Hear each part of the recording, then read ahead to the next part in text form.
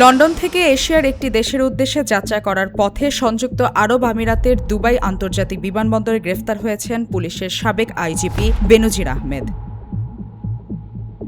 Police সদর দপ্তর সূত্রের বরাতে জানা যায়, বেনজির লন্ডন থেকে সিঙ্গাপুর বা থাইল্যান্ডের উদ্দেশ্যে যাত্রা করছিলেন। পরিকল্পনা ছিল দুবাই ট্রানজিট শেষে গন্তব্যে পৌঁছানোর। তবে আর্টিফিশিয়াল ইন্টেলিজেন্স ক্যামেরায় ধরা পড়ে দুবাই আন্তর্জাতিক বিমানবন্দরেই। এখানেই হয়ে যায় তার যাত্রার শেষ গন্তব্য।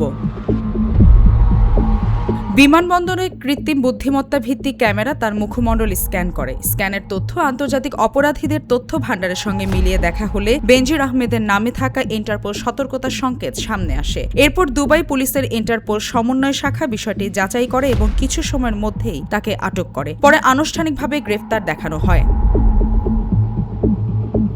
জানা যায় ২০২৫ সালের ১০ ফেব্রুয়ারি দুদকের আবেদনের পরিপ্রেক্ষিতে বেনজির আহমেদকে গ্রেফতারের জন্য ইন্টারপোলের মাধ্যমে রেড নোটিশ জারির আদেশ দেন আদালত। ঢাকা মেট্রোপলিটন সিনিয়র স্পেশাল জজ আদালতের বিচারক মোহাম্মদ জাকির হোসেন এই আদেশ দেন। এরপর বেনজির আহমেদের বিরুদ্ধে রেড নোটিশ জারি করা হয় গত বছরের এপ্রিলে। আন্তর্জাতিক পুলিশ সংস্থা ইন্টারপোলের ওয়েবসাইটে বেনজির আহমেদের ছবি ও তথ্য মোস্ট ওয়ান্টেড তালিকায় হাইড করে রাখা হয়েছিল।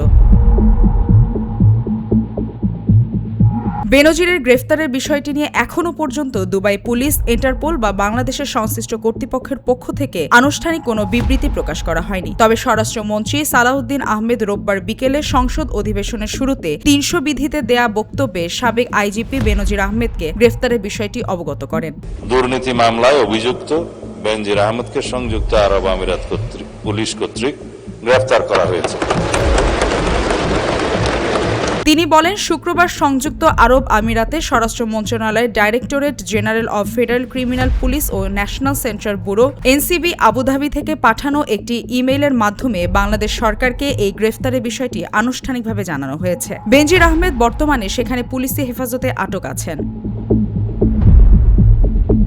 বেনজির আহমেদের বিরুদ্ধে দণ্ডবিধির ৪২০, ৪৬৭, ৪৬৮, ৪৭১ ও ১০৯ ধারা, দুর্নীতি প্রতিরোধ আইন ১৪৭-এর ৫-২ ধারা, মানি লন্ডারিং প্রতিরোধ আইন ২০১২-এর ৪-২ ও ৪-৩ ধারা এবং বাংলাদেশ পাসপোর্ট অর্ডার ১৯৭৩-এর ১১ ধারায় মামলা বিচারাধীন বলে জানান স্বরাষ্ট্রমন্ত্রী সালাউদ্দিন আহমেদ।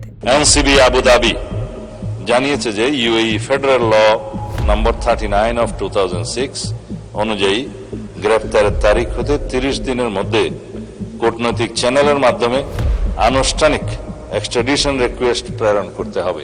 মালিহা চৌধুরী, আয়না টেলিভিশন, ঢাকা।